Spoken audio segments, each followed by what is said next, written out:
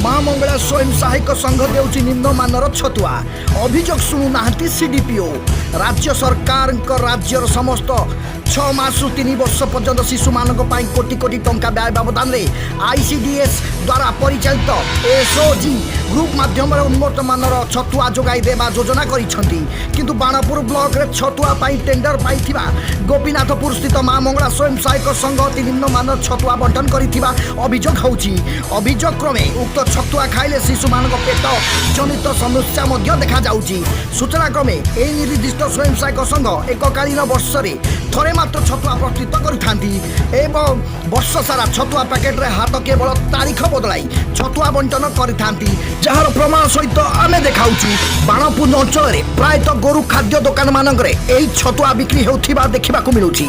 CDPO को एही सब तथ्य नै जदि केही अभियोग करନ୍ତି तेबे तदंत हेई धरा पड़ी जिबा भୟରେ सीडीपीओ सरकारी पदवीर अड़ुआळे थाना मिथ्या केस करी उक्त अभियोगकारी मुह बंद करने घटना एवं दांडे पड़ी हाटरे गड़ुची।